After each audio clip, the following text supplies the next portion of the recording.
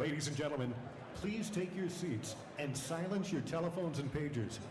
The State of the State is about to begin.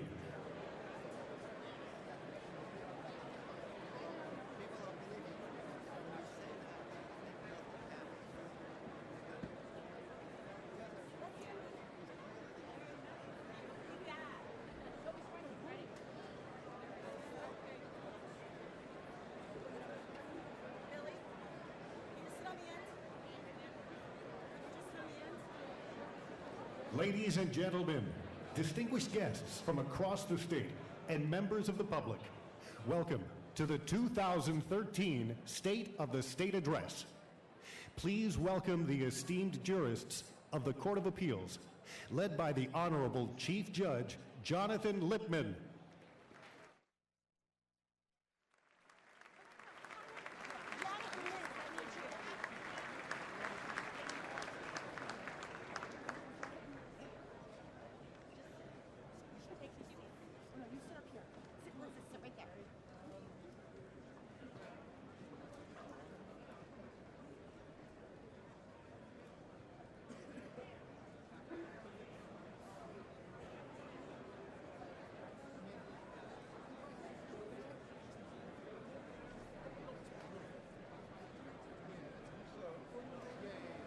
Please welcome the distinguished members of the New York State Senate.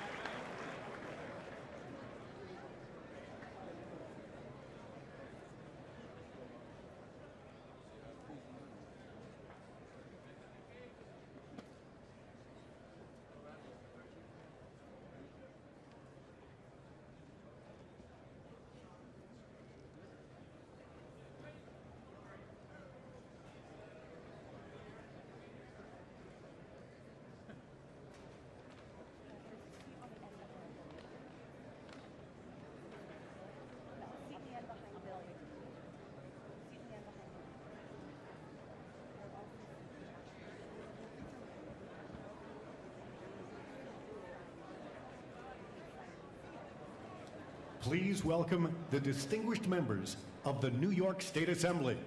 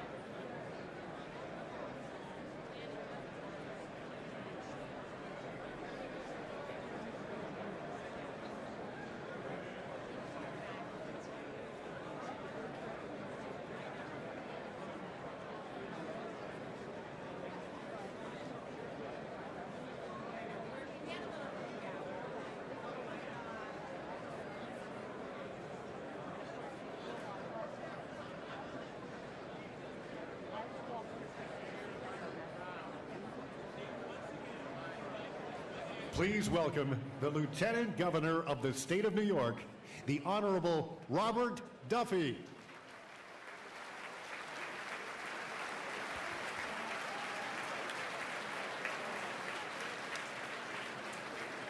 Good afternoon, ladies and gentlemen. It is an honor to welcome all of you to Governor Cuomo's 2013 State of the State Address. And as our Assembly comes in, I'd like to introduce some special guests. First, the Attorney General of the State of New York, Eric Schneiderman.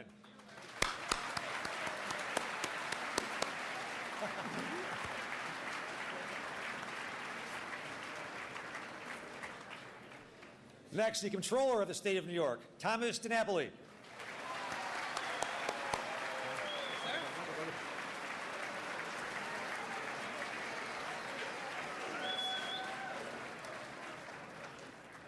Our Assembly Minority Leader, Brian Kolb.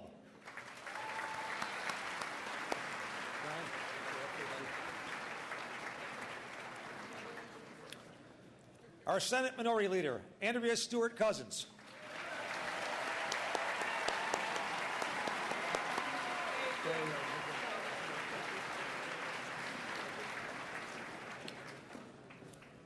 The Speaker of the New York State Assembly, Speaker Sheldon Silver.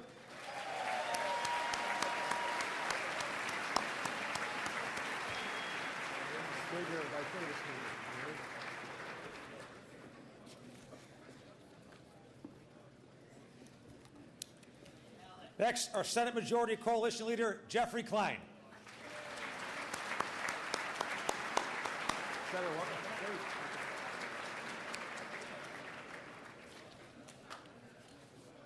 Our Senate Majority Coalition Leader, Dean Skelos.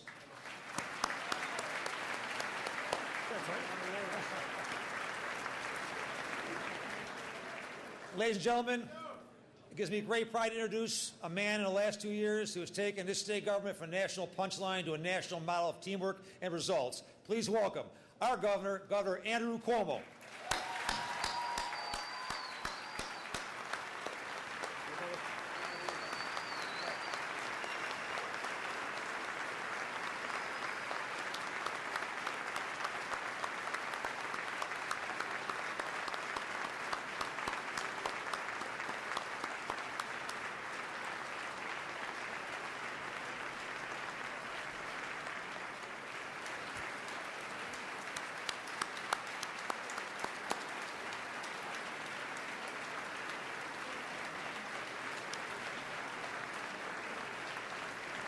Would everyone please rise or remain standing as we welcome the New York National Guard Color Guard, Major Denise Sherman, will lead us in the Pledge of Allegiance. Major Sherman.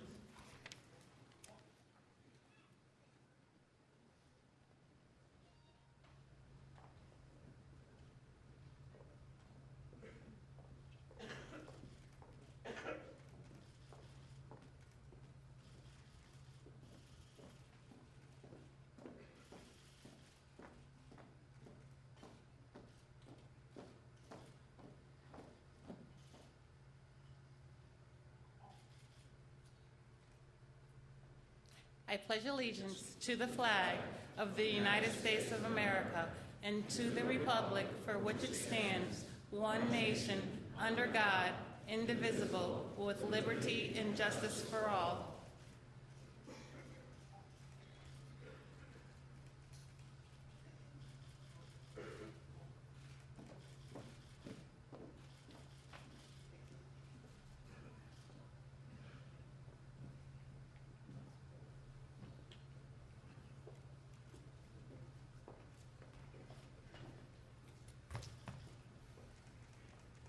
Thank you. Please take your seats.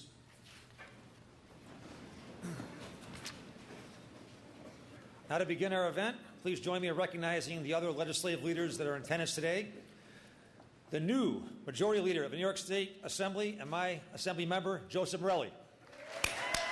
And we anxiously await the governor's address. Thank you, Senator. Now I'd like to acknowledge some of the distinguished guests who are here with us today. First of all, I want to welcome all of the distinguished members of our New York State congressional delegation. Thank them for being here.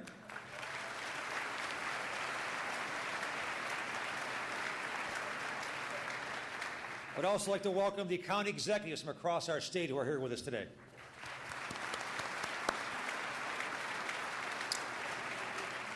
I'd like to welcome all the mayors from New York State and recognize some starting from the far western part of our state. Mayor Byron Brown of Buffalo.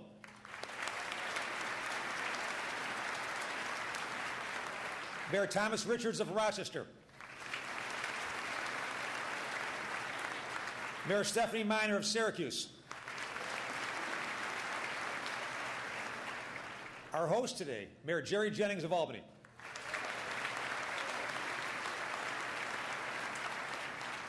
Mayor Michael Spano of Yonkers.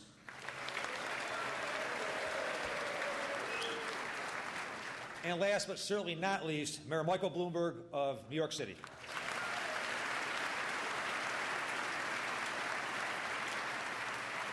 Thank you, Mayors. Please also join me in welcoming the former State Comptroller and current SUNY Board Chair, Carl McCall.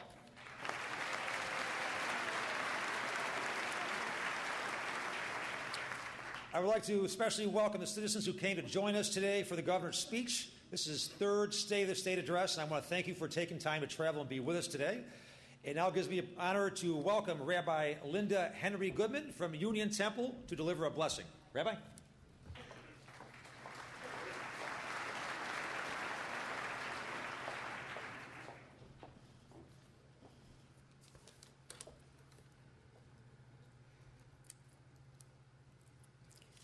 Tzedek, tzedek tirdof, justice, justice shall you pursue.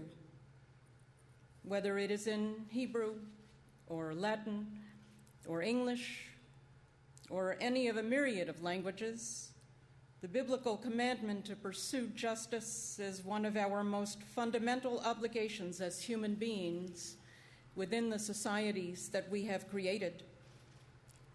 It verbalizes the notion that every one of us possesses inherent dignity, and thus everyone is entitled to respect and fairness.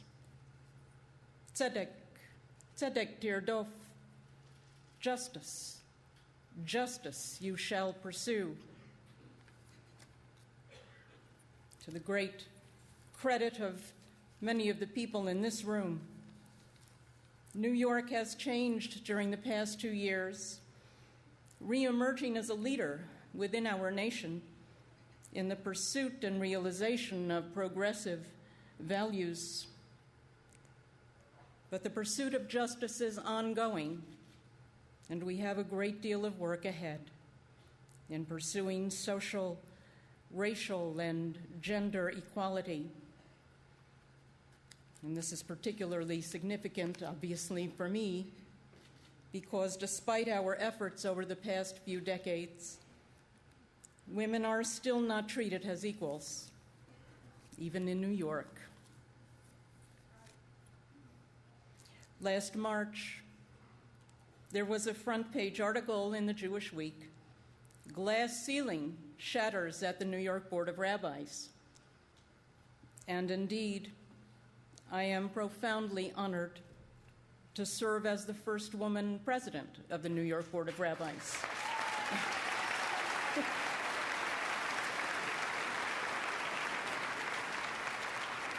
This is since it was founded in 1881. Nevertheless, there are millions of glass ceilings that have yet to be broken, and talented, capable, exuberant women of all ages who deserve the chance to shatter those ceilings.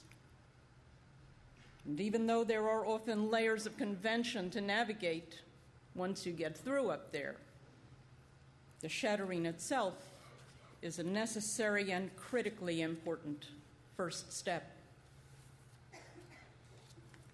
If I may, I would respectfully suggest that as government leaders in the great state of New York, all of you have a special opportunity and, in fact, a responsibility not only to do justice, but to set a new standard of justice.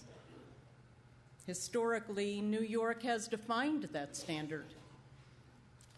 And thankfully, with the recent passage of marriage equality, we did redefine the standard, and we saw how powerful the New York example can be, resonating across the country. It is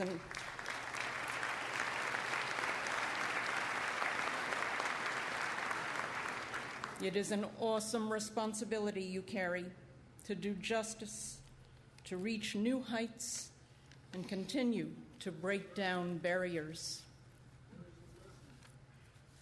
And so, as we begin a new year, we express our hope for a brighter future for all New Yorkers. May God bless our governor, the officers of our state, and all of you who have selflessly devoted yourselves to the high calling of public service. Chizku ve'imtzu, be strong and of good courage, and may you do the people's work with wisdom and discernment to establish a more just and compassionate society for us and for a new generation that will rise to take our places after us. And may all of you derive a deep sense of accomplishment and satisfaction in the great endeavor that you have undertaken. Amen.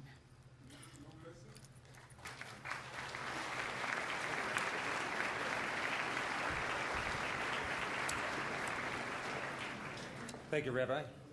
I would like to now introduce the Reverend Dr. Leslie Mullings from Church of the Nazarene in Far Rockaway to deliver our invocation.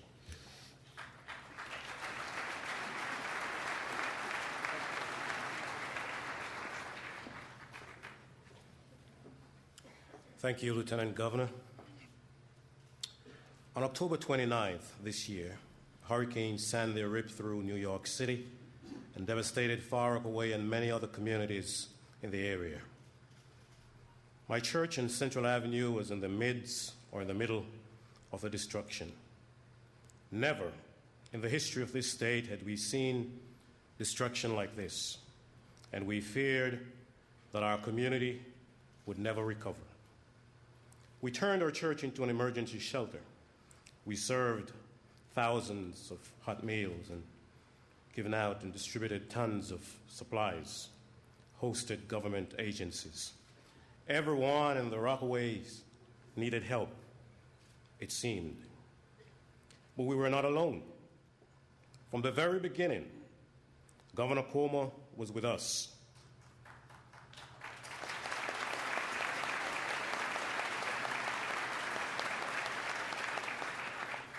On site many, many times, as were the National Guards, volunteers from across the state of New York. The governor showed us the New York way, that if one community is hit by a hurricane, all our communities are hit by a hurricane, and we all share that suffering. And when we rebuild stronger and better than before, then New York as a whole is stronger and better than before and shares that success. The governor's empathy and efforts of New Yorkers provided a constant source of relief and comfort. His assuring presence told us that New York State would not abandon us during our time of need. New York came together around Hurricane Sandy and brought life to a sense of community. We thank all New Yorkers for their help and for their prayers.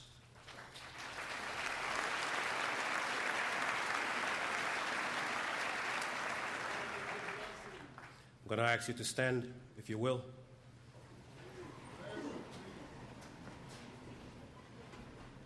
Please bow your heads, and we ask God's blessing on the state. Our God and God of our ancestors, we ask your blessings for our state, for its government, for its leaders and advisors, and for all who exercise just and rightful authority. Teach them insight from your teachings that they may administer all the affairs of the state fairly that peace and security, happiness and prosperity, justice and freedom may forever abide in our midst. Creator of all flesh, bless the inhabitants of our state, even now.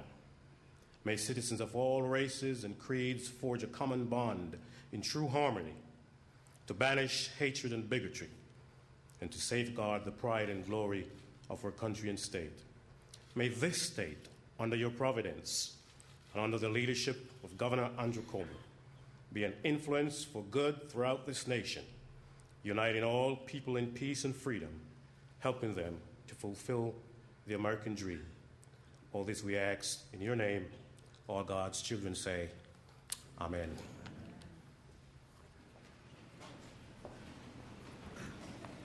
Thank you, Reverend.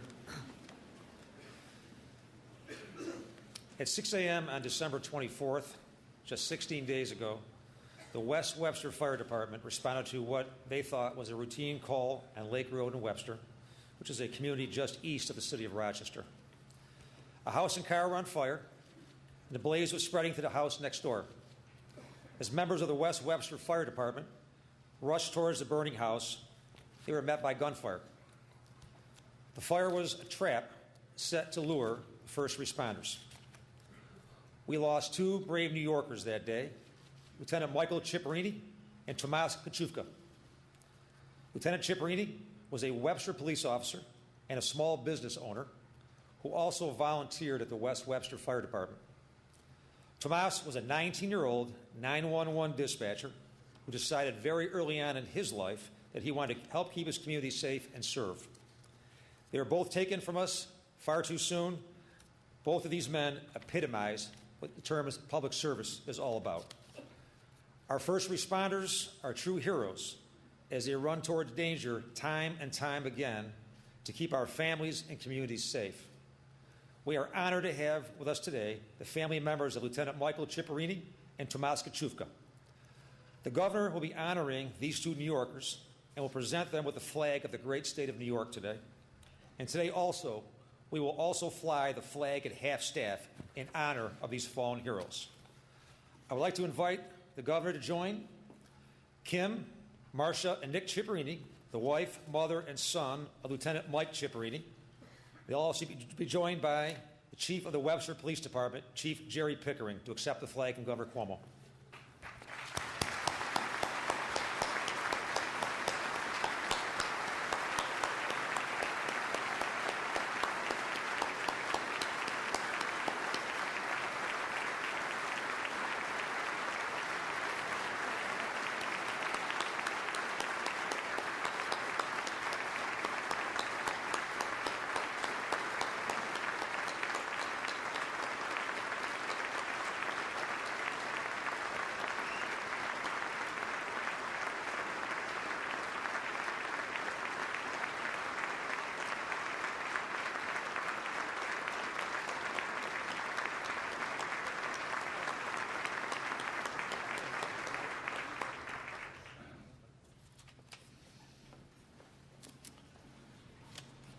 I would now like to invite Marion and Janina Kachuvka, the father and mother of Tomas Kachuvka.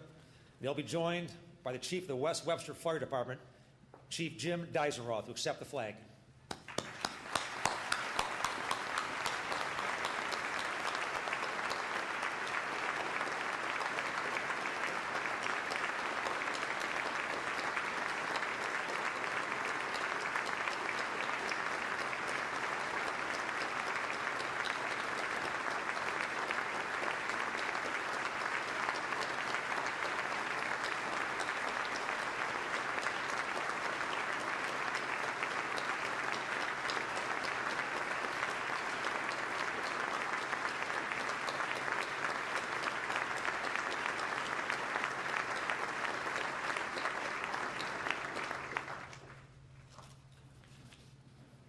Please join me in another round of applause for the Ciparini and Kachuvka families.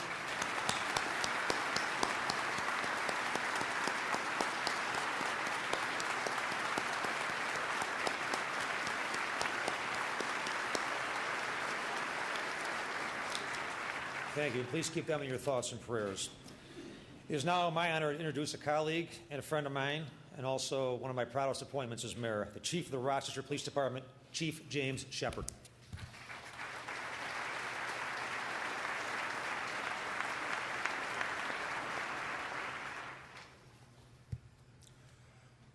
Thank you, Lieutenant Governor Duffy.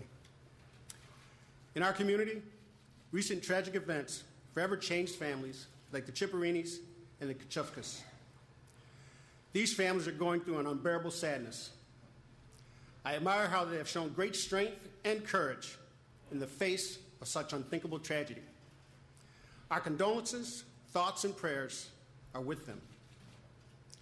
Senseless acts of violence are unfortunately nothing new to cities, communities throughout this nation, and the city of Rochester is no exception, and not immune to random gang and gun violence.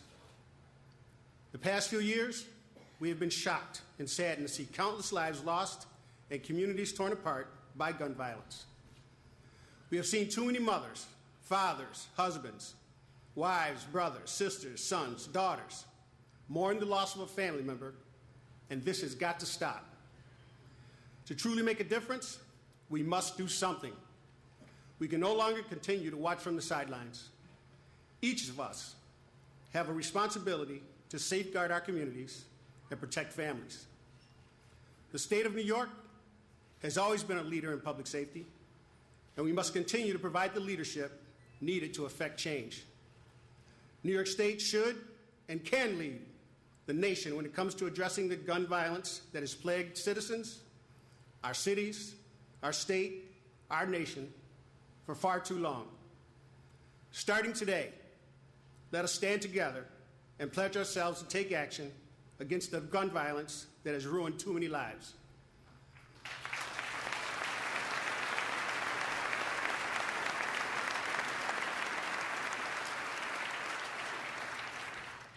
A gun in the hands of a criminal or mentally disturbed person endangers our communities and the lives of our citizens, as well as the police and first responders who place their lives in jeopardy every single day to protect you.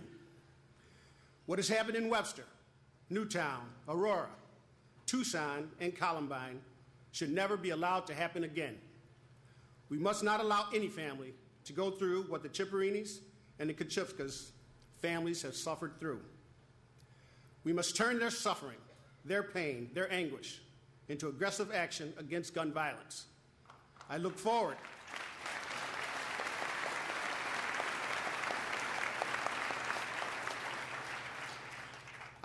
to working with Governor Cuomo and the legislature to make New York State the safest state in the nation once and for all. If we, the great state of New York, provides the lead, I am confident the rest of the nation will follow. Thank you.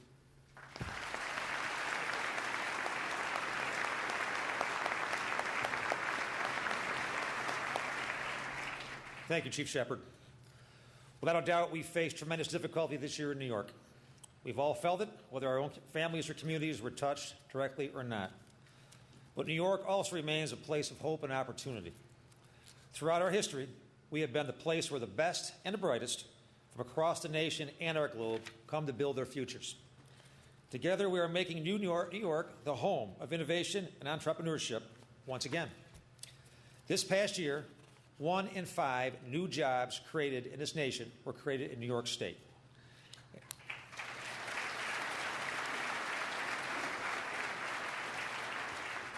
And our economy was home to 7.3 million private sector jobs. The U.S. Chamber of Commerce ranked us among the top 10 states to do business in, up 11 spots since the previous year. And Standard & Poor's rating service upgraded our outlook, citing our commitment to balanced budgets and fiscal sustainability. Ladies and gentlemen, New York is on the move, and people all over this nation are taking notice. CEOs who once laughed at the thought of doing business in New York State are now giving us a second look. They're not laughing any longer. But you don't need to take my word for it. Please welcome Greg Hyland, President and CEO of Valuetech, to provide an overview of his words. Please welcome CEO.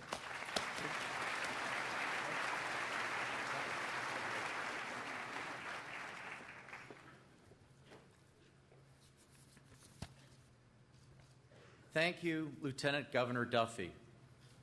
I'm the founder and CEO of a small company that has provided critical high-tech products and services to thousands of customers in the pharmaceutical, medical device, and electronic industry since 1988.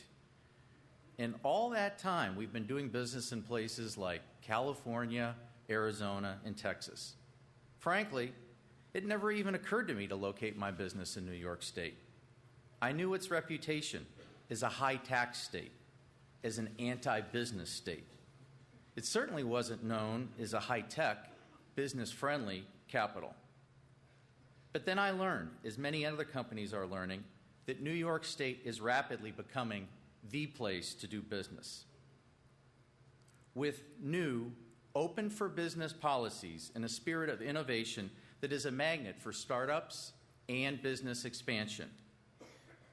Last year, Governor Andrew Cuomo and the legislature announced the Global 450 Research and Manufacturing Consortium of Intel, IBM, Taiwan Semiconductor, Samsung, and Global Foundries. They would invest in New York to create the next generation of computer chips.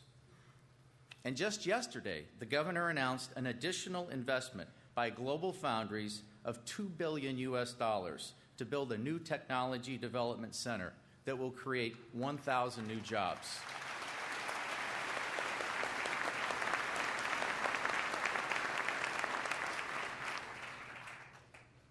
These 5 global semiconductor leaders, these are my customers.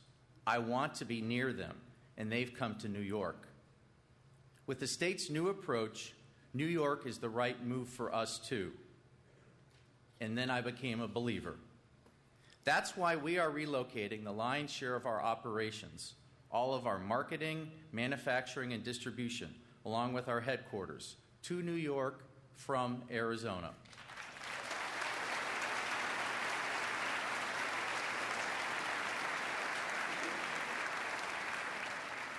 We are even moving our testing lab from China and Malaysia to New York. Utica, New York. That's Utica, New York, where we will not only manufacture our product lines, leading pre-wetted wipers, we will work in conjunction with SUDI to gain access to a pipeline of future employees. Valuetech is not receiving any grants or loans or tax credits.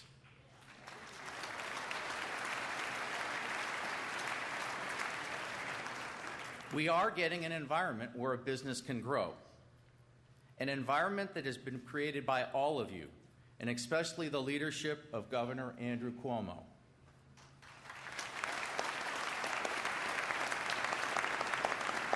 Leadership that has companies like mine following a path to New York. I had the pleasure of meeting the governor last month in Utica, and it is my pleasure and honor to introduce him to you now, the governor of the state of New York, Andrew Cuomo.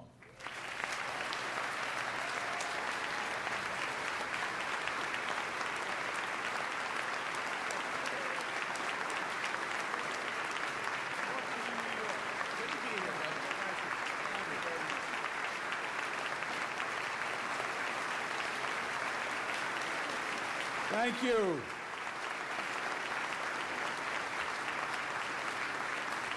Thank you very much. Thank you very much.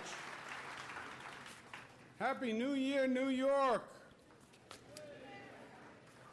First, let me acknowledge and thank the greatest partner a governor could ever have, Lieutenant Governor Bob Duffy, who has been magnificent in the work that he has done for this state.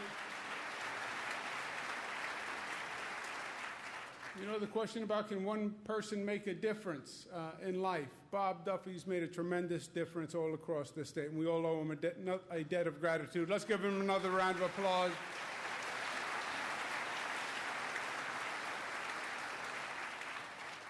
To the elected and legislative leaders who've been introduced once before, but please indulge me. Controller Tom DiNapoli, pleasure to be with you.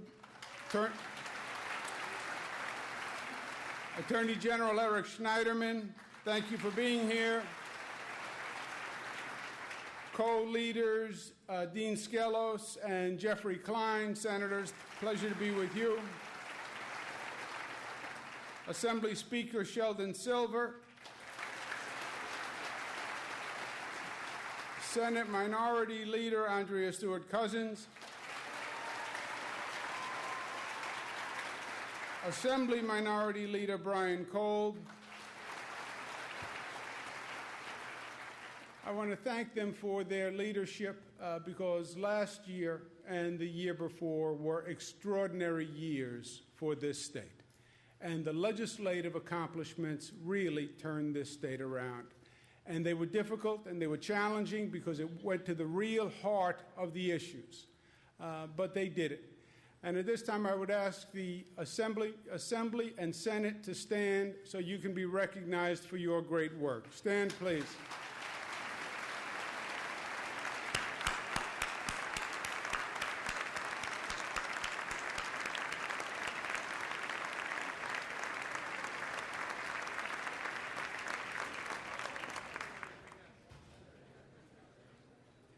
Chief Judge Lippman, members of the court, welcome to all of you. We thank you.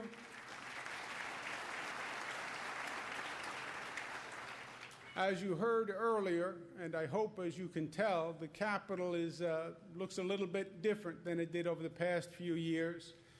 The renovation has been complete. The renovation was accelerated and it was actually extended.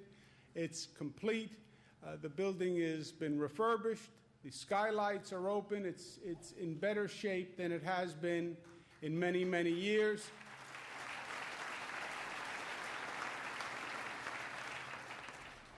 I remember the first time I walked into the Capitol when I was a young fellow, how I was awed and overwhelmed by the beauty and the majesty of the building and what it represented and the power and the respect that the building represented. Somewhere along the way, it lost that luster, both physically and symbolically.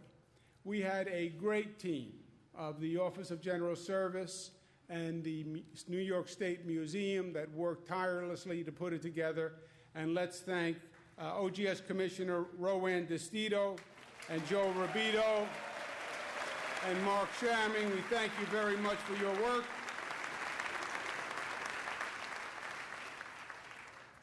This year, as we all know, we've had more than our share of tragedies, from Webster to Hurricane Sandy. We saw New York at its worst, but we also saw New York at its best.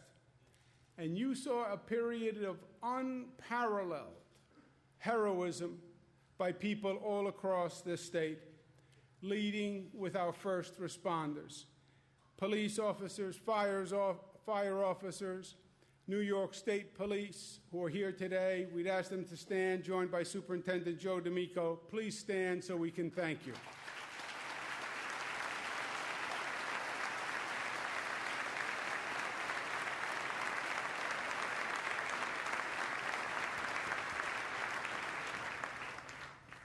Throughout the hurricane, whether it's Hurricane Sandy or Hurricane Irene from last year, if you ask any community, any elected official, any citizen in any community, who or what was the core of the rescue operation, what was the core of the volunteer operation, they will say 9 times out of 10 the National Guard. The National Guard was our main weapon, our main asset in providing recovery for communities all across this state. We're blessed with great young men and women who believe in this state deeply, believe in their service. A great leader in General Murphy. They are with us today. We'd ask them to stand so we can show our appreciation.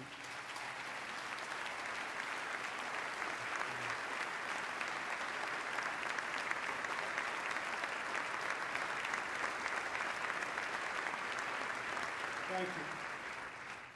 Through these crises, government worked, New York State government worked, the agency heads deserve credit, the people who drive the trucks deserve credit, the people who drive the heavy equipment deserve credit, CSEA deserves credit, PEF deserves credit. Let's give the state workers a round of applause for their great work.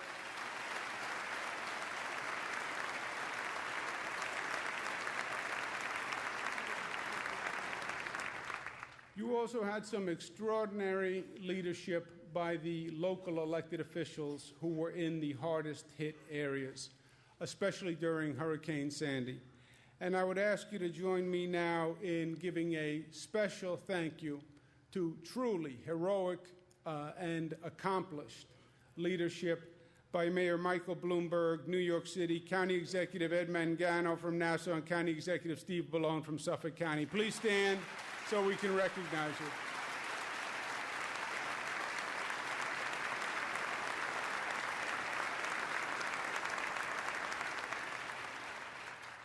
And Reverend Mullings, who gave us the invocation and had a church in the middle of the Rockaways, told you half the story. The Reverend, to me, epitomizes what citizens did all across this state. The Reverend took his church, they removed all the pews, they removed all the artifacts, and they literally turned it into an emergency shelter for state workers, local workers, for the FEMA workers to work out of the church.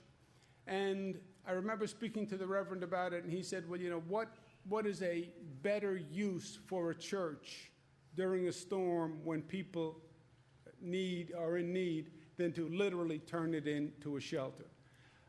It was right and it was true, but it was hard to do. He was there 24 hours a day, 7 days a week. He was the moral support for the community. He represents the best leadership of New Yorkers. I'd ask him to stand so we can give him a round of applause.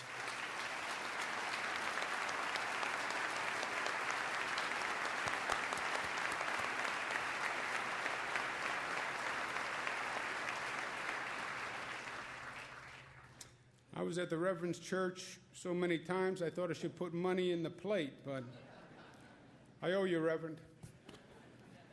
Despite all of these efforts, despite all of the efforts of the first responders, the police, the fire, the National Guard, the heroism of citizens, we still lost lives during Hurricane Sandy. We lost 60 of our brothers and sisters who were New Yorkers at the damage of the storm, and I would ask us now to give them a moment of silence.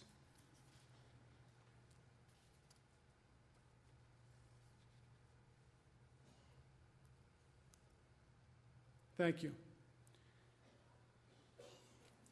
The past few weeks and few months have been a blizzard of emotion, incidents, from the unimaginable to the unforgettable, from acts of cowardice to acts of heroism, from cause for despair to cause for celebration.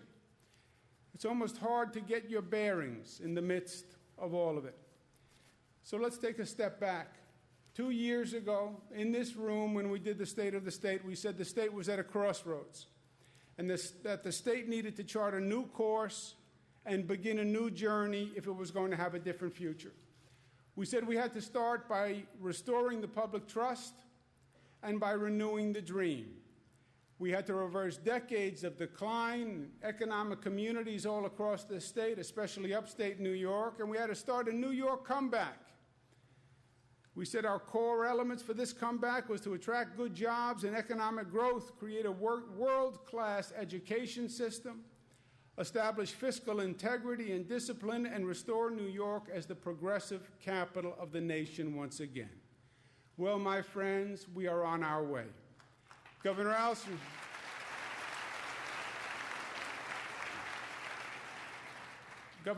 Smith liked to say, let's look at the record. Well, let's look at the record. Gone is the obstructionist state bureaucratic culture, replaced with a new entrepreneurial government. Gone is the tax capital mentality, replaced with a property tax cap, Tier 6, and the lowest middle-class tax rate in 58 years.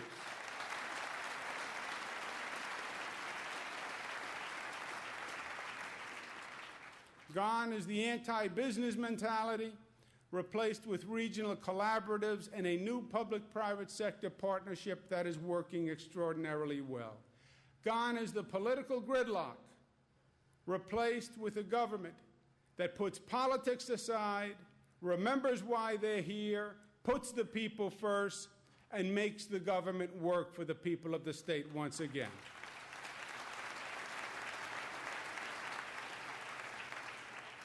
Our state capital is restored to its original majesty in many, many ways. We set out 2 years ago to bridge the divide. We needed to bridge a divide from yesterday to tomorrow, from what was to what can be, from dysfunction to performance, from cynicism to trust, from gridlock to cooperation to make the government work. And we are, literally and metaphorically. And we are building a new Tappan Zee Bridge. It is big, it is bold, it is beautiful. Together we did it in 1 year when they talked about it for 10. And that's what making government work is all about, producing for the people of this state, and that's what we're doing. Now, I would like to be able to say our job is done and it's over. But we have more to do. As a matter of fact, we have much, much more to do. The national economy is better than it was, but it's not driving recovery at a fast enough pace. Our mantle as the progressive capital is a continuing responsibility. It doesn't end. Upstate New York needs more investment and more assistance. Our children are not being educated to the fullest. Women are not treated equally and fairly by this society. And Mother Nature has not been kind to us.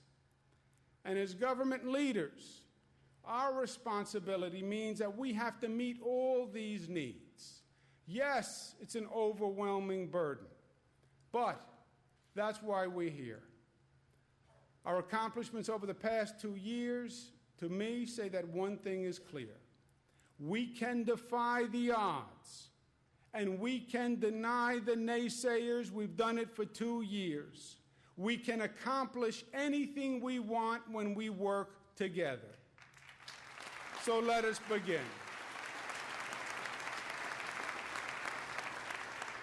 New York's 1-2 punch is jobs and education. Economic development is the engine that drives the state. We must expand our New York Open for Business efforts that are all working extraordinarily well. Our macro efforts, which brought fiscal integrity to the state, which after years of chaos, after years of humiliation, we passed responsible budgets, and we passed them on time, and we must do it again.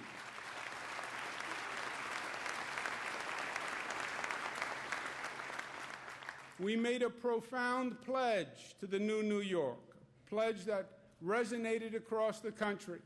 And that pledge was no new taxes. And that signaled that it was a new day in New York, and we must do it again. No new taxes in the new New York.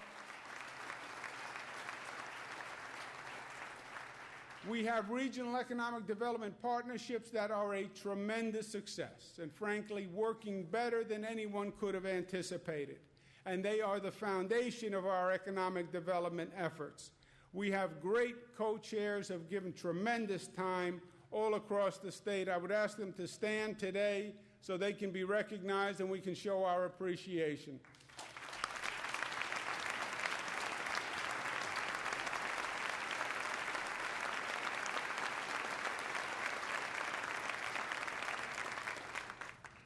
The economic challenge that continues is tech transfer from academia to commercialization. This is still the area where New York has been lagging. New York universities rank second nationally in total research dollars spent. California is first, but New York only gets 4% of the nation's venture capital, while California gets 47%. We're doing the research.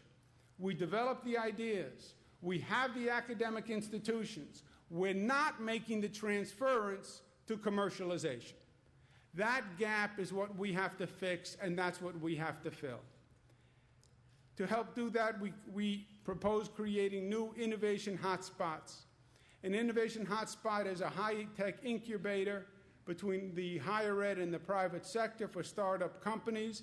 An innovation hotspot will be a tax-free zone. No business, real property, or sales tax. If a business stays, an incubated business is located in that zone, they will pay no tax. That zone will provide one-stop funding and services, legal services, accounting services, all the services they need to grow their business. We also want the state to be in a position where the state can invest through a venture capital fund in those businesses. We want to pick 5 winners through the REDCs this year and 5 winners next year for a total of 10. We need to change the culture in order to encourage tech transfer and commercialization of ideas across the board.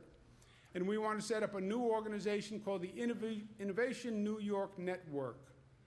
The Innovation New York Network will be based on the highly successful Connect model from San Diego, which has done great things for that city and that region.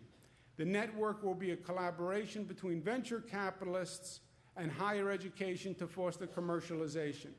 It will also inform us as to what regulations are counterproductive. Initial innovation members will be Jim Simons, David Scorton, and Tim Colleen. Let's give them a round of applause and thank them for their service.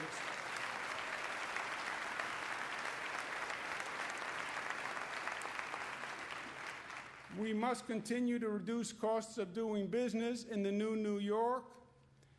We must reduce the crushing burden of unemployment insurance and workers' comp. You will hear this from almost every businessman in New York.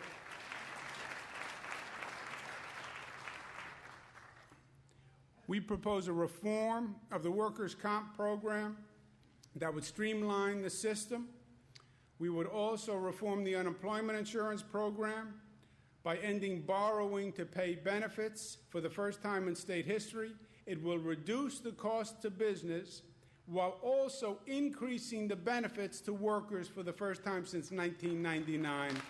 And it will save $1.3 billion to business. Just think about that.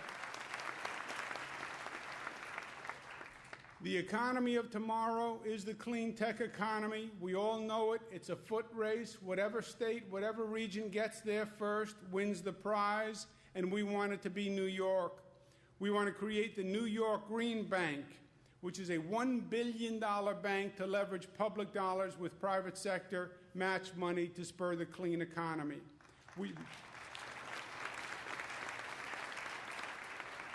We want to extend the New York Sun Solar Jobs Program at $150 million annually for 10 years to increase solar panel installations for home and business. It's good for the environment and it's good for the economy. We want to create the Charge New York program. This is the future, my friends. And we want to invest in an electric car network to reduce reliance on fossil fuels, installing a statewide network of charging stations, and have New York be one of the 4 runners in this race all across the country.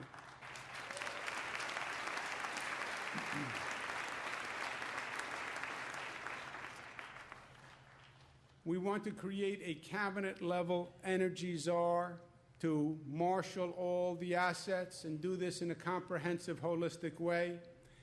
And we want to attract a national star to lead our efforts. And we did. It is my pleasure today to introduce you to Mr. Richard Kaufman, former senior advisor to the United States Secretary of Energy, Stephen Chu. He's leaving Washington. He's coming to New York. He's going to lead our effort. We couldn't have a better man in the country. Mr. Richard Kaufman, welcome aboard.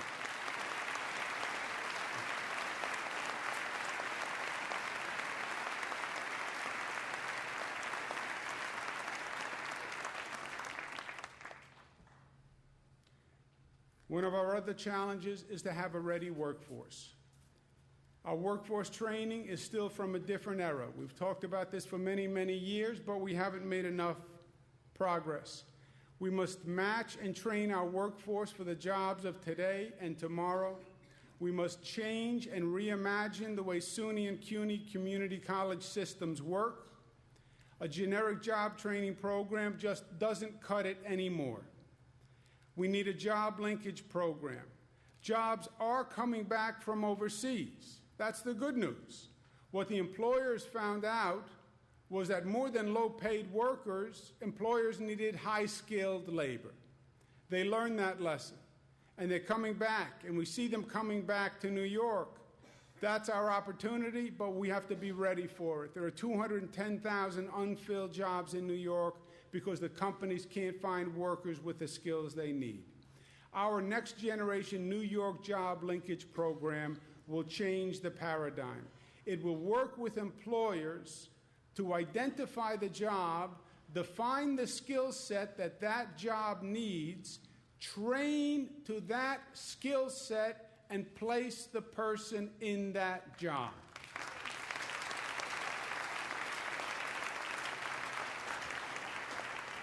We want to base the state funding of colleges on a pay-for-performance model. Colleges will be getting paid for the placement of students as opposed to just the training of students. This has worked well. We have successful models in New York, Monroe, and Finger Lakes. It's worked well across the country. With all of this, we need an additional focus on upstate New York. There have been decades of decline in upstate New York. When you look at the job growth in upstate New York, frankly, it is sad and it is troubling. Over the past 10 years, upstate New York 5%, while the state as a whole 11%, double the growth rate of upstate. New York City 16%, and the nation 9%. The nation's growth led upstate New York's growth. That is just unacceptable.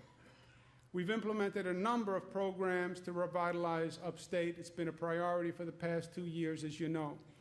Our Buffalo Billion program, the REDC's, Regional Economic Development Councils, the majority of which are upstate New York, the energy highway property tax cap made a major difference in upstate New York, agriculture initiatives. Today's new initiatives will also work for upstate New York. The hotspots, the clean tech, the workers' comp that we talked about, the training linkages, but we want to do even more. Currently, there is no real marketing plan for upstate New York. We'll start the Market New York, which will be a multifaceted marketing plan to bolster upstate growth. First, we will have a coordinated marketing plan around New York products, wine, beer, and yogurt. We will start a Taste of New York program, which will aggressively market these products. They're excited to be here. They're expanding. We've developed a good relationship with them. We want to invest with them. We will also create duty-free stores all across the nation to promote all across the state, to promote New York-grown and produced products. Next year, the duty-free stores will be expanding to a national chain.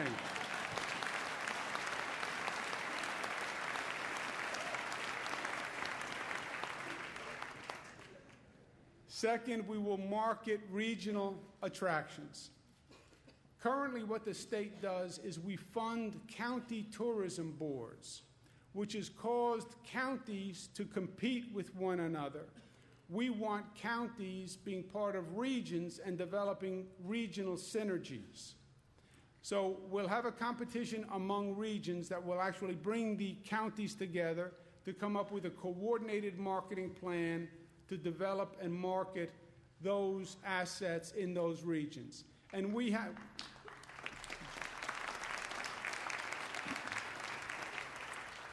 will hold a $5 million annual advertising competition for the best regional marketing plans. And we have the assets. We just need the marketing. From Niagara Falls to the Finger Lakes to the Thousand Islands to Hudson Valley, we have it all. Third, we will have marketing campaigns around special events and to attract special events. Because our challenge is to reintroduce people to the beauty and the assets of upstate New York. I believe if they see upstate New York, they will come back, but we need to make that introduction.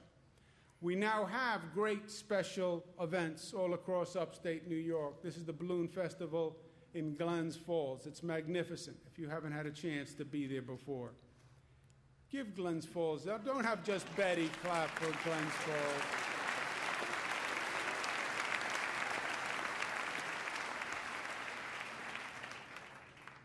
For example, New York has some of the best whitewater rafting in the nation. I'll bet you maybe you didn't even know that. So this year we are going to sponsor a national whitewater rafting competition called the Adirondack Challenge.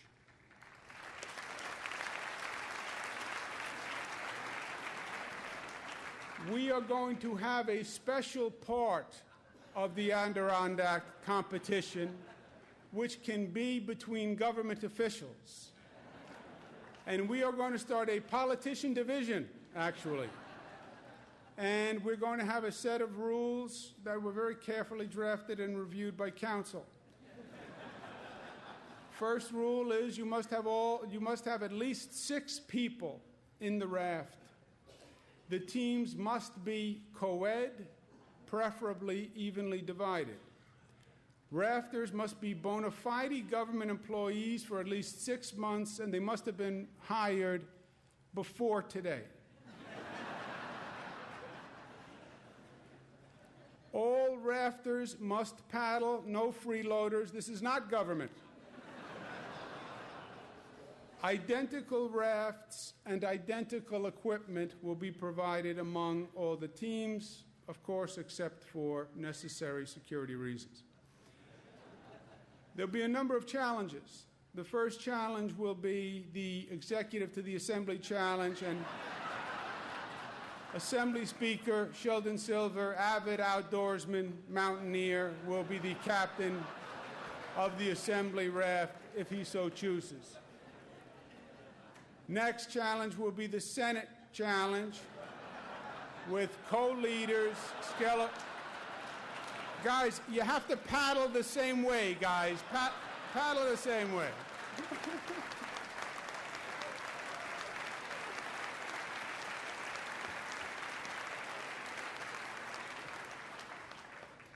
We'll have a New York State, New York City challenge, and we have the SS Bloomberg, and Mayor Bloomberg always looks good doing whatever he's doing. I will have my own team. I will have my Brawny Paper Towel Man shirt that I'm wearing. I will have an identical raft that is identical in all ways, except the state police insist that because I respond to so many emergencies on such a frequent basis now, my raft needs an engine. Otherwise, it will be the same. That is the Adirondack Challenge. It is scheduled for this year. I hope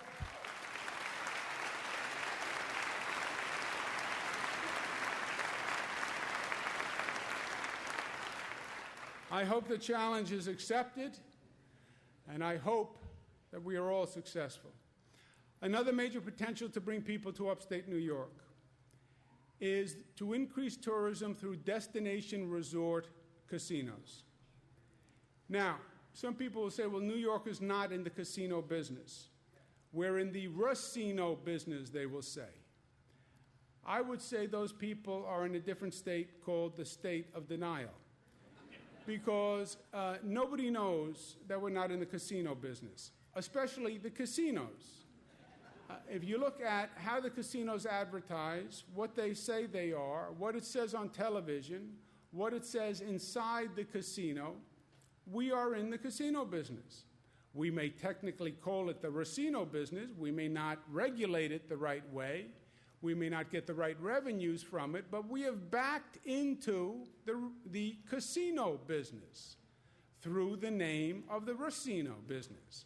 We now have 17 facilities across the state operating, holding themselves out as casinos.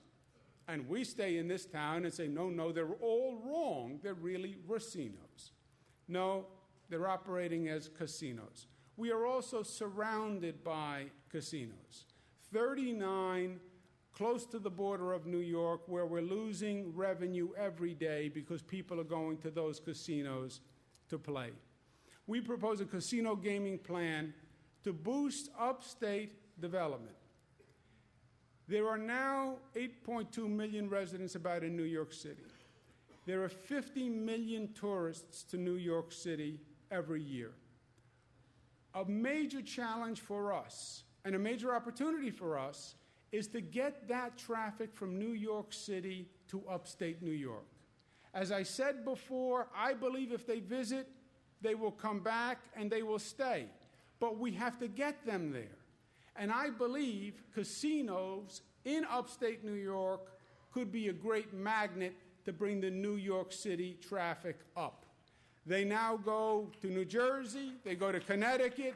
Why don't we bring them to upstate New York?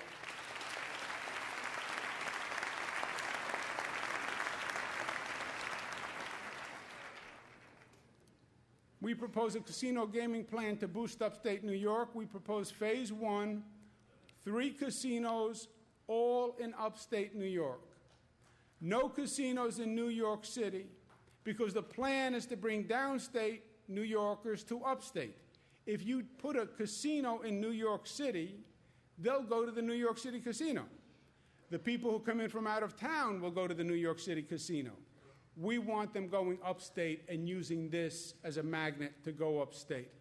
We propose a revenue split of 90% of the funds for education, 10% for local tax relief. We believe the local government and the communities should have a right to support or not support, and that should be a factor in the selection of the facility at that location. We believe we should hold a national competition. I have reason to believe the best casino companies in the country and the world will come in to compete. But I believe we should keep the politics out of the decision and leave it to the Gaming Commission to pick the best on the merits. This would require a November referendum. In terms of education, Governor Seward said the standard of education ought to be elevated. It is the highest. Education is the chief of our responsibilities. He said that in 1839. It is true today. When it comes to education, I say 2 words: more and better. We need more learning time in this country, not just in this state. Secretary Arne Duncan put his finger on this a long time ago. We are still providing education as if we were an agrarian economy and an agrarian society, and we needed the children home to work the fields. That's why our school day and school month is what it is. The advantages of more education are clear. When you look internationally, countries that are beating us educate their children more, just more days of education. 200 for Korea, 190 for Canada, 179 for the United States. We need more learning time, my friends, if we really are serious about improving education.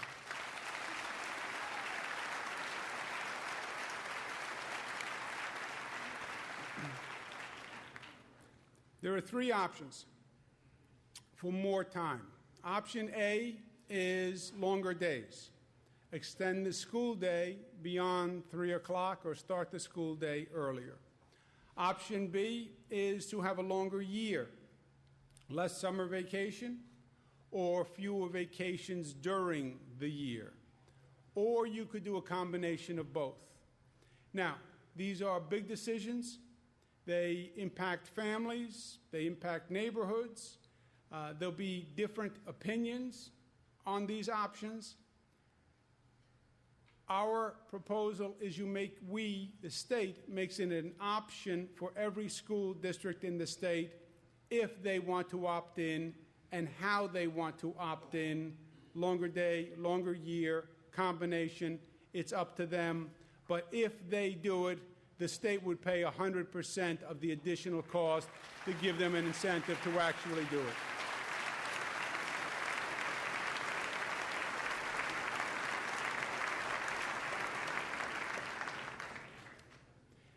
We need more early education.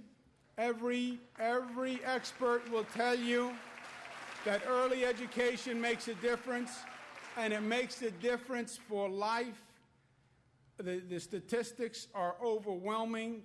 25 people, early education, children who received early education performed 25% better on math by the second grade, 20% better on English, 30% are more likely to graduate from high school, 32% are less likely to be arrested as a juvenile.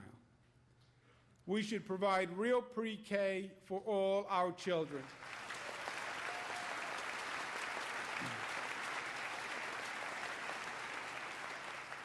Currently, we have universal pre-K, but it's only provided by 67% of the school districts, and on average, they only offer 2.5 hours per day. We will expand the pre-K program to full-day pre-K, 5 hours, and we will start with students in the lowest wealth school districts. Let's do it today.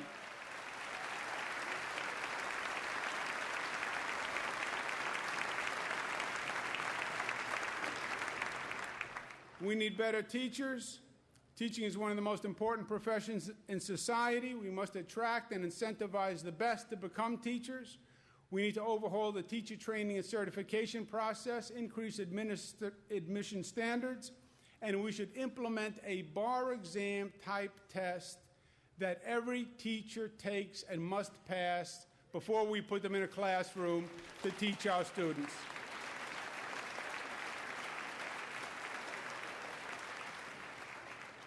We've been working to change the culture in education and create a performance culture. To have a performance culture, first you need an evaluation mechanism. You need to know what's working, what's not working, what teachers are working, what teachers are not working. Incentivize the teachers that are and help the teachers that aren't. We started last year a teacher evaluation system after years and years and years of dallying and opposition and lack of progress. We said last year, we agreed on an evaluation system, and then we said to the school districts across the state, we want you to adopt it. We want you to adopt it by the end of the year. And if you don't, you're not going to get the increase in state funding of 4% that we promised in the budget. Well, my friends, the 4% agreement worked. 99% of the school districts have submitted a teacher evaluation test already ahead of the deadline. Congratulations.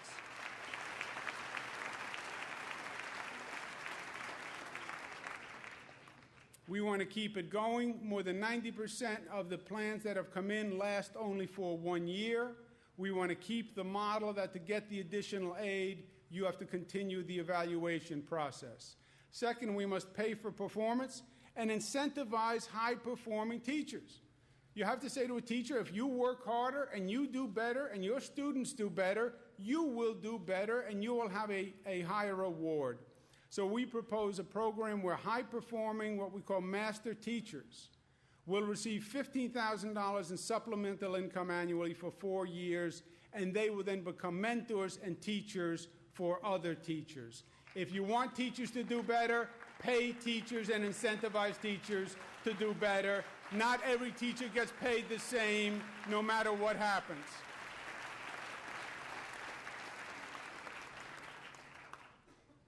Education in distressed communities is a totally different exercise, in my opinion. A school in a poor district is not just a school. A school in a wealthy district has one set of needs. A school in a poorer district has a totally different set of needs.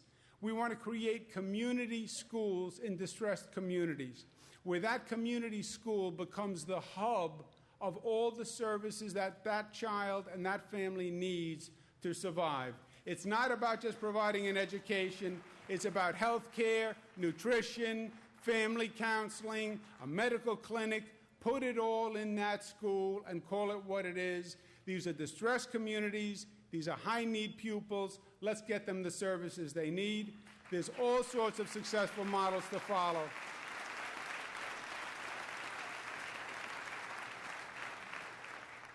Our New York SUNY 2020 is a success. Chancellor Nancy Zimpher is doing great work.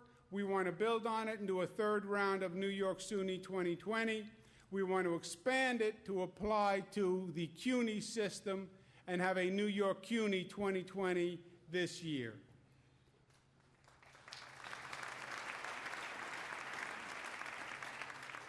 While education and economic opportunity are the engine, there is more to New York. There is a social compact because we are a community based on progressive principles, and we must remain that progressive capital of the nation. It's about principles, it's about fairness, it's about equality, it's about decency. Teddy Roosevelt, no man can be a good citizen unless he has a wage more than sufficient to cover the bare cost of living. Current minimum wage is unlivable. It's only $14,616. The annual cost of gasoline is $1,200. The annual cost of electricity is $1,300. The annual cost of auto insurance is $1,400. The annual cost of groceries is $6,500. The annual cost of child care is $10,000. The annual cost of housing is $15,000 on a minimum wage of $14,000. My friends, it does not add up.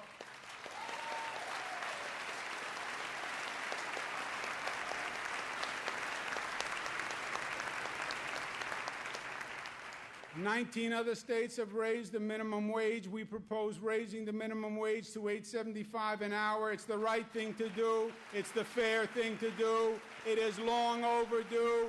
We should have done it last year. Let's do it this year.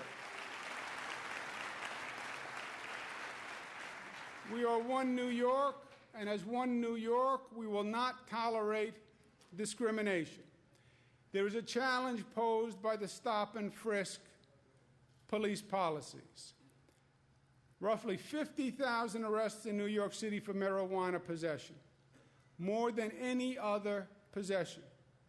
Of those 50,000 arrests, 82% are black and Hispanic. Of the 82% that are black and Hispanic, 69% are under the age of 30 years old. These are young, predominantly black and Hispanic males.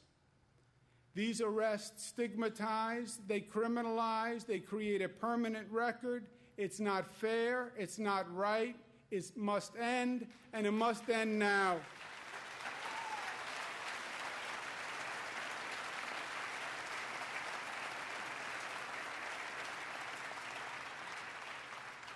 The problem is the disconnect because marijuana on a person is a violation.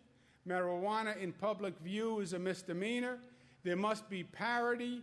Decriminalize the public view with 15 grams or less so there's fairness and parity in the system, and we stop stigmatizing these young people, making it harder to find a job, making it harder to get into school, making it harder to turn their lives around at a very young age.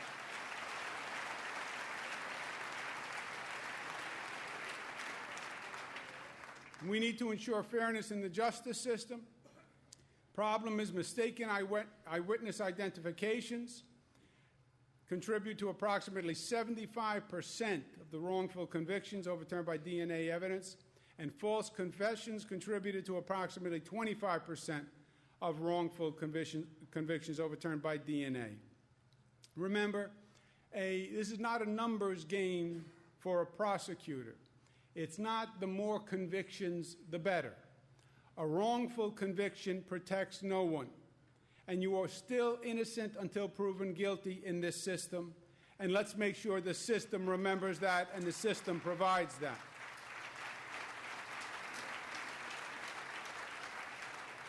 We propose innocence protections in the justice system. We propose requiring blind administering of eyewitness photo IDs and videotape confessions for suspects in violent crimes and related offenses and sex offenses. This will give us more certainty that the convictions we obtain are actually fair and justified.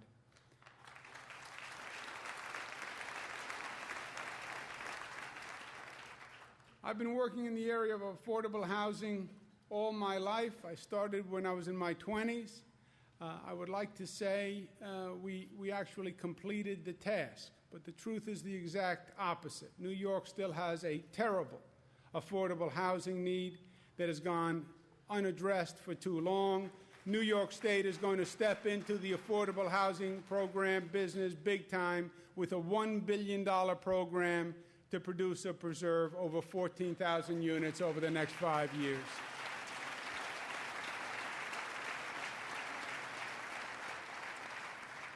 New York State is the equality capital of the nation, but we still have more to do because, as you heard from the Rabbi, not everyone has reached full equality in our society.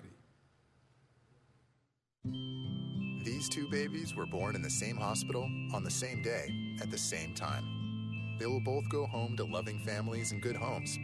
They will attend good schools, get the same grades, and earn the same degree. They will enter the same profession, but their lives will be much different. One will earn, on average, $11,000 less per year and $500,000 less over lifetime. The other is 32 times more likely to become a CEO or serve on a corporate board. One is 5 times more likely to be sexually harassed or become a victim of domestic violence, and more than twice as likely to be a victim of housing or lending discrimination. One is twice as likely to become a single parent living in poverty, and twice as likely to live out old age in poverty. Why? Because one is a girl. It's not right. It's not fair. It's time for a Women's Equality Act.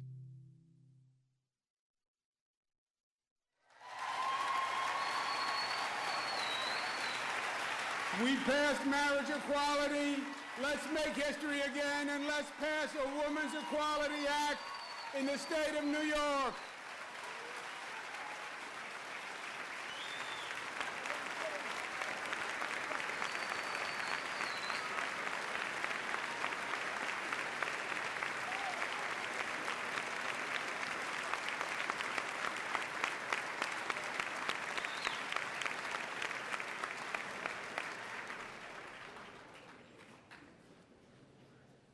Women's Equality Act would have a 10-point agenda.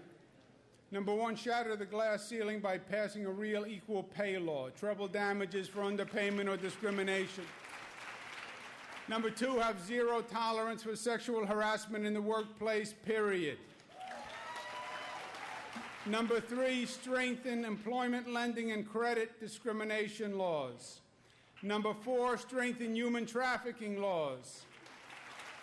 Number five, end family status discrimination. Number six, prevent landlords from denying housing to qualified tenants based on the source of funds, Section 8 families. Number seven, stop housing discrimination for victims of domestic violence. Number eight, stop pregnancy discrimination once and for all. Number nine, protect victims of domestic violence by strengthening the order of protection laws. Number 10, protect a woman's freedom of choice, enact the Reproductive Health Act, because it's her body, it's her choice.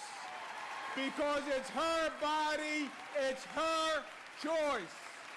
Because it's her body, it's her choice.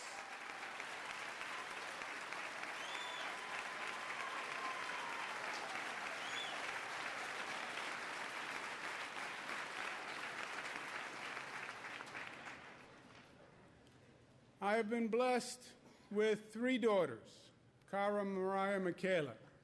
Many of you know them. As a matter of fact, my parents, blessed with 14 grandchildren, 13 girls of the 14 girls.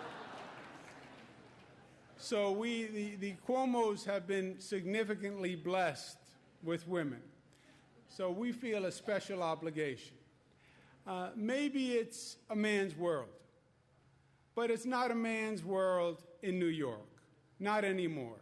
We're going to pass this Women's Equality Act. We're going to change the life for my daughters and your sisters and your nieces and your wife and your significant other and every person in this room. Every person in this room. And we're going to do it this year.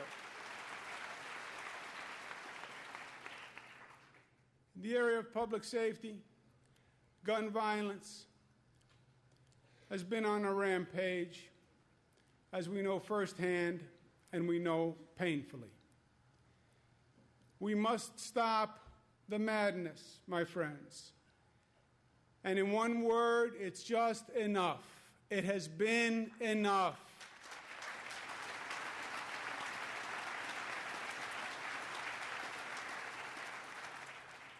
We need a gun policy in this state that is reasonable, that is balanced, that is measured. We respect hunters and sportsmen.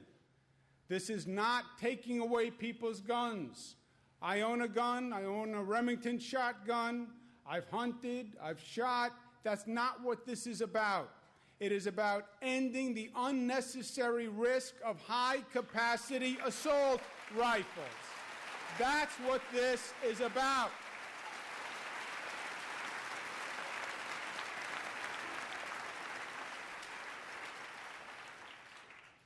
We have a 7-point agenda. Number 1, enact the toughest assault weapon ban in the nation, period.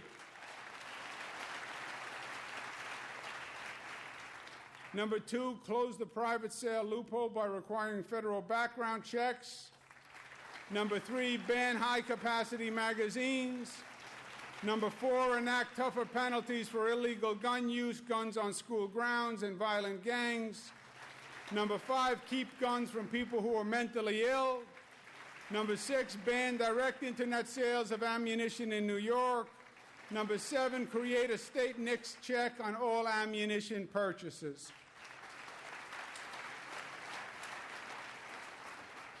New York State led the way on guns once before. There was Sullivan's Law of 1911, which was the first in the nation gun control law, a model law that required a permit for possession of a handgun. New York was the first. It's still on the books. New York led the way then. Let's pass safe and fair legislation and lead the way once again in saving lives.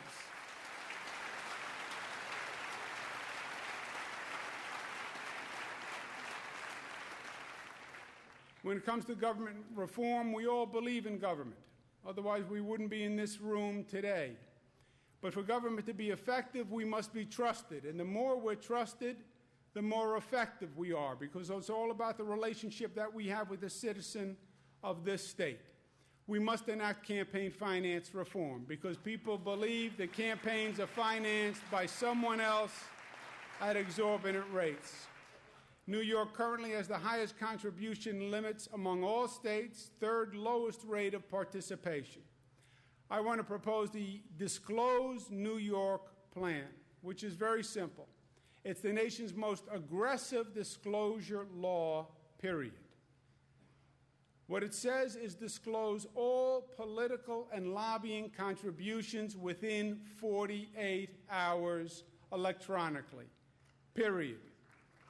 Right now, the disclosure law says you can disclose sometimes every 6 months, sometimes a year, sometimes never. We would apply this to all political and lobbying organizations, PACs, 501c3, 501c4s that do lobbying, political committees, political party. Any contribution within 48 hours is disclosed over $500. There's nothing like it in the country. Implement a public finance system based on New York City. It works well in New York City. It'll work well in New York State. We need to lower the contribution limits for all offices, political parties, housekeeping accounts, because the limits are just too high. And government reform also has to be brought to local governments, which, like the state, are facing financial difficulties. We propose setting up the Financial Restructuring Assistance Program, which will be a joint effort, a joint task force with the Comptroller, the Attorney General, the Division of the Budget, and private sector financial restructuring consultants to help work that locality through its financial problems. There is no one-size-fits-all. I've been looking at a number of counties, a number of cities. They're all in different situations. Some have too much debt, some have high expenses, some have short-term cash needs. Let's bring them in individually. If they're in financial distress, we'll sit with them, come up with a restructuring plan that makes sense, and then we'll work with them on their restructuring plan.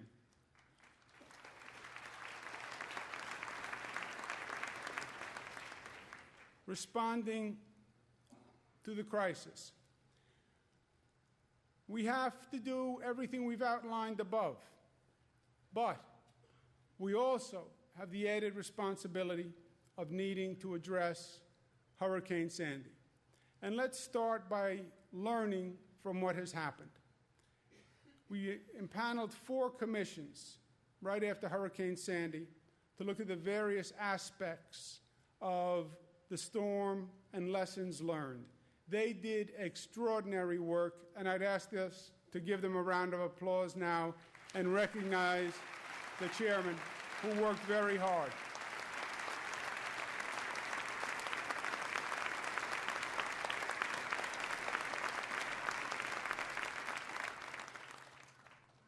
First thing we have to learn is to accept the fact, and I believe it is a fact, that climate change is real.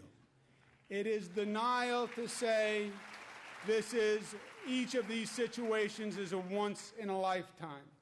There's a 100-year flood every 2 years now. It's inarguable that the sea is warmer and that there's a changing weather pattern. And the time to act is now. We must lower the regional greenhouse gas emission cap, and let's make a real difference on climate change by reducing the CO2 cap. We must also increase our use of local renewable power sources. We propose increasing the use of alternative power, distributed generation of electricity, which will reduce the reliance on the large power plants.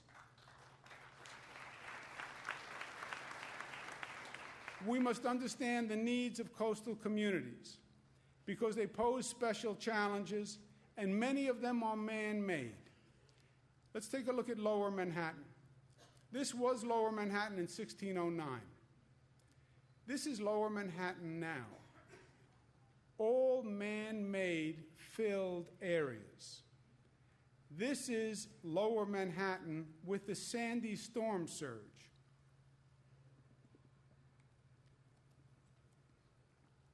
You can see that the man-made areas are the vulnerable areas to the storm surge. It's the way they were filled, it's the way they were constructed.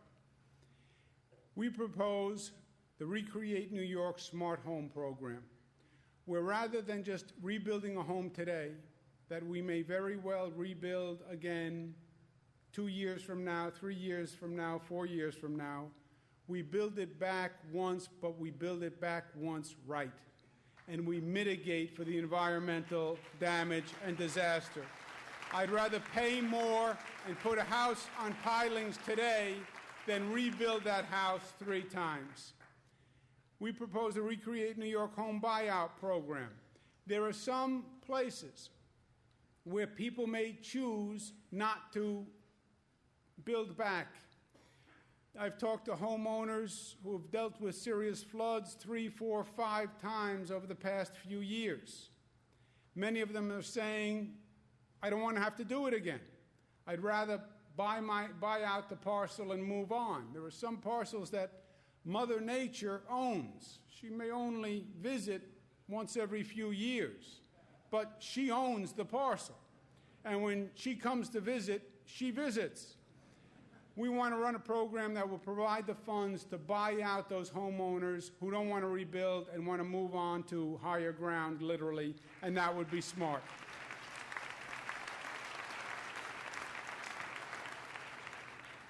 We must harden our infrastructure. We must harden the New York City subway system. Manhattan is a marvel because of how high it builds. Manhattan is a marvel also because of how deep it builds. Parts of Manhattan are 15 stories deep with infrastructure, subway tunnels, water tunnels, electrical conduits, etc.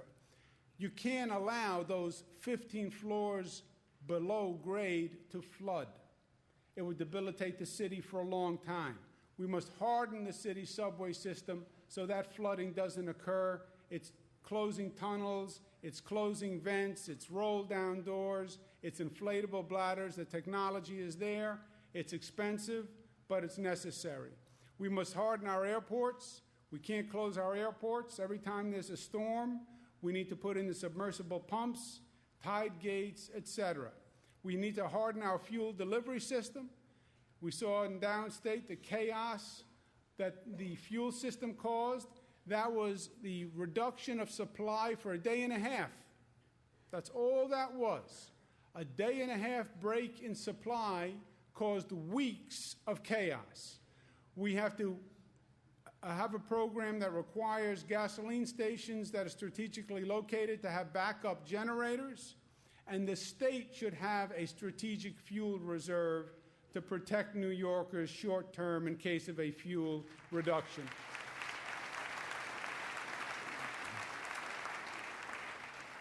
We must harden our utilities and really get ready for the next storm and have a PSC that's going to require the utilities to come up with a real plan.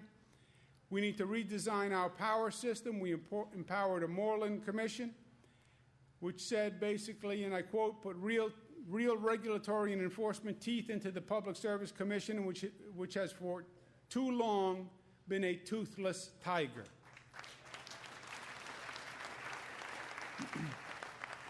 When it comes to the Long Island Power Authority, it's never worked. It never will. The time has come to abolish LIPA, period.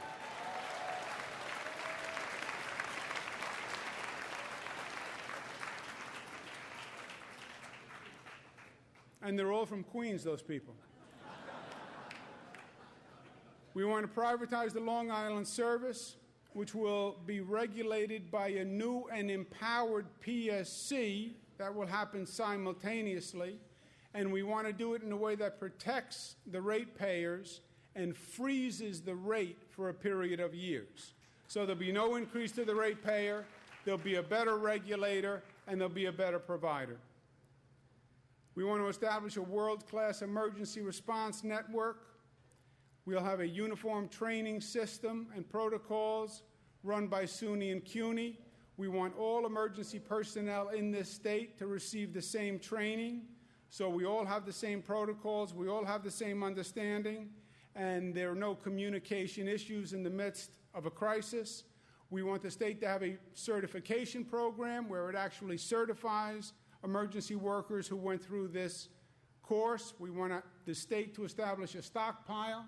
So next crisis, we have what we need. We have the generators, we have the water supply, we have the meals, and we don't have to worry about trying to locate them in the middle of a crisis. We want to capitalize on the New York spirit of volunteerism. We want to create a statewide volunteer corps, which will have people from all across the state who will receive light training and will be available to volunteer if a disaster hits another part of the state. We'll also organize them by skill set. We needed on Long Island desperately electricians, and we couldn't find them. And we were trying to find electricians from all across the state. We want to have all that work done and organized before. That's County Executive Ed Mangano, by the way, carrying that heavy bucket. Thank you, Ed. We want to establish a statewide not-for-profit network to help coordinate the emergency response. We want to have a citizen education campaign to prepare citizens because they are all in-home first responders. And every family and every mother and every father should know what should happen if, God forbid, they are in an emergency situation in their home. Superstorm Sandy was the largest storm to hit the Northeast in recorded history. We need and we deserve federal assistance.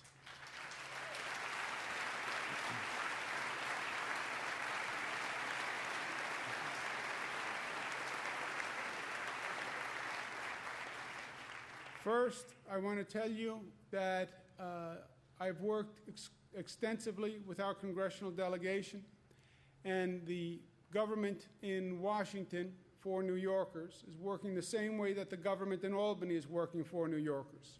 We're not Democrats, we're not Republicans, we're not independents, we're not conservative, we're not liberal, we're New Yorkers. And we're working together as New Yorkers for the good of New York, and that is exactly what the delegation is doing. I am so proud of them. I'd ask them to stand so we can recognize them.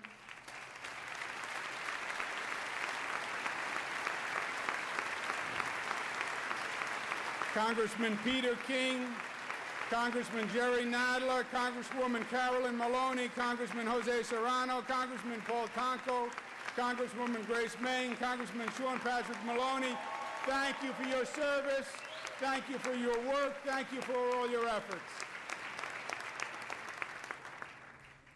We've requested $60 billion of storm aid for New York and New Jersey.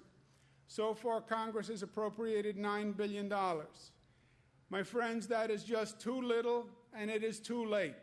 And it has nothing to do with the way that Congress has acted in the past. This has long been established that in the face of a disaster, the national government comes in to help. Why? Because it would add insult to injury to say to the damaged area, you now have to finance your own reconstruction. The area is injured. The federal government comes in, provides reconstruction funds, the area gets back up on its feet. That's good for the area, and that's good for the entire country. This is an unprecedented situation in modern times where the federal government has not been responsive in the face of a disaster. And Hurricane Sandy, after Hurricane Katrina, is one of the worst disasters in modern political history in this country. And look at what they've done in the past. San Francisco earthquake, 1989, they had funding 8 days later. Hurricane Andrew in Florida, 30 days later. Northridge earthquake, 1994, 26 days later. Hurricane Isabel, 49 days later. Hurricane Katrina, 10 days later. Hurricane Gustav, 17 days later. Hurricane Sandy, 68 days later, they appropriated the $9 billion. This is day 73 and still counting. That is not acceptable, my friends.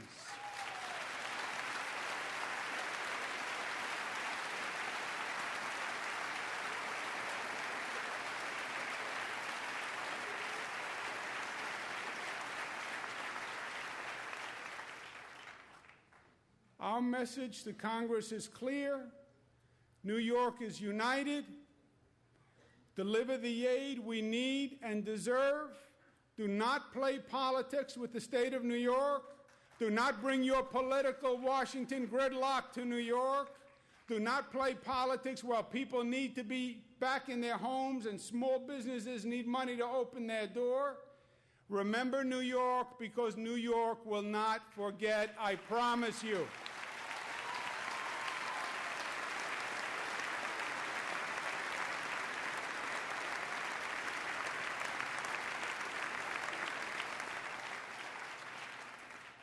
So in closing, what is the state of the state? The answer is, my friends, we have work to do. You look at all the initiatives that we laid out today, you get a sense. We also have a 300-page book that we're going to give you as a going-away present to read tonight in case you missed any of them. The agenda that we lay out today is clearly the most ambitious agenda of the three that I have outlined in State of the States. I would like to say it was just an ambitious government. It's more of a function of the need of the time. We need to do everything we've been doing with the economy, with education, et cetera. We also need to address the plague and scourge of gun violence. We also need to address Hurricane Sandy. So yes, it is an aggressive agenda. It's a lot of work. But they elect us to lead, my friends, and we will. They elect us to perform, and we will. We have proven that we can lead, and we have proven that we can perform. And we know that with these challenges at hand, that's exactly what we must now do. We have daunting challenges, no doubt, but these challenges also pose exciting opportunities. Yes, it's hard to reform education. I know the politics of it. I know the problems. I know the issues. But can you imagine how smart this state would be when we actually educate all our children to the best of their God-given potential, when every black child and every white child and every urban child and every rural child is educated to their full potential? I know helping the upstate economy is hard. I know it's been decades of decline. But can you imagine how successful our economy is going to be when that upstate economic engine is running at full speed, and Utica and Buffalo and Syracuse and Rochester and Albany are at their full game? I know women have been treated unfairly for a long time. I know it's cultural. I know it's historic. I know it's difficult. But can you imagine what this society could achieve when our women fully participate as equal partners in everything that we do?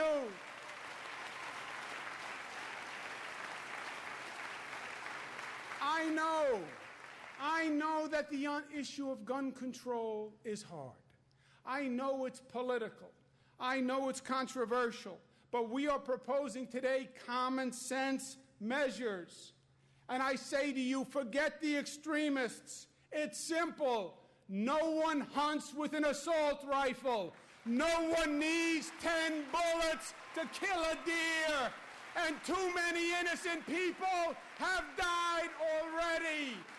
End the madness now. Pass safe, reasonable gun control in the state of New York. Make this state safer. Save lives.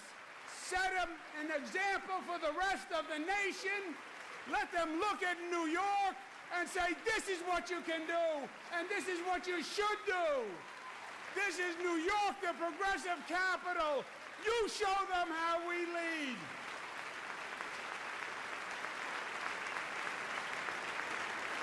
We can do it. We've done it before. We can do it again.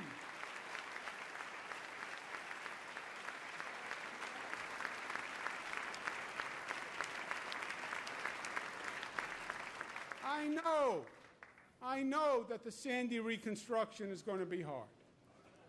I know that we have paid a dear, dear price. I know that families are continuing to pay a dear, dear price.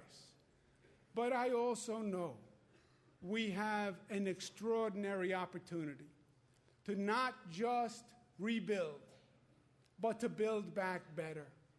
We can rebuild a better society than we had.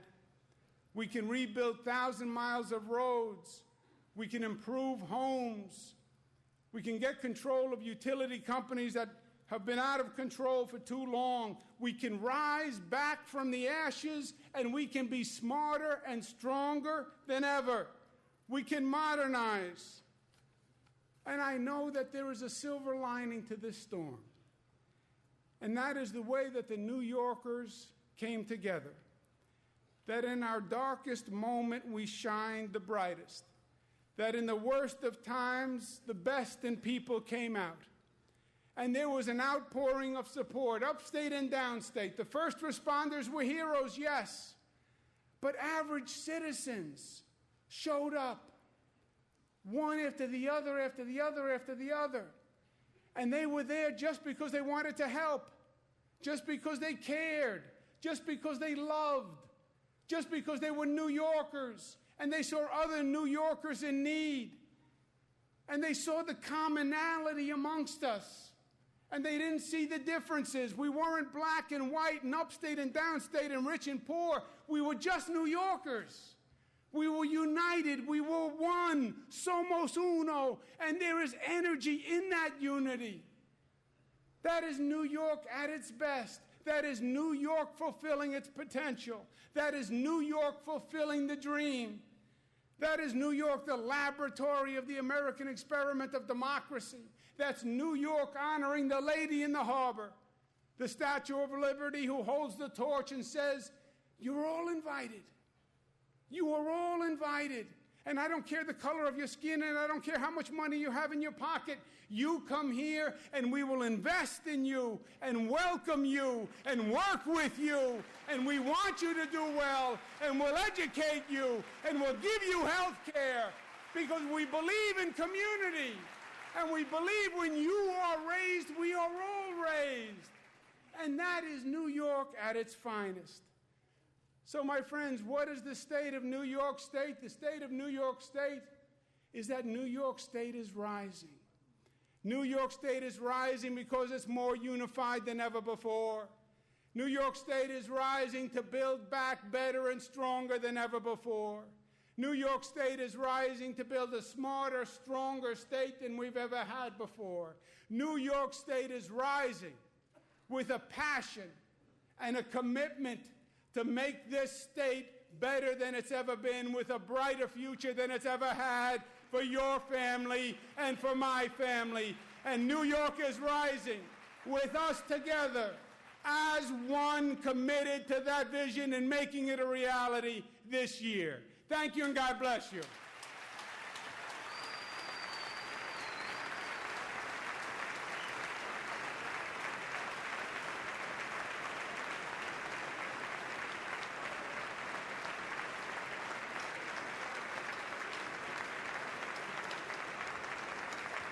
Ladies and gentlemen, on behalf of Governor Cuomo, thank you all for coming, and that commences and ends the 2013 State of the State. Thank you so much.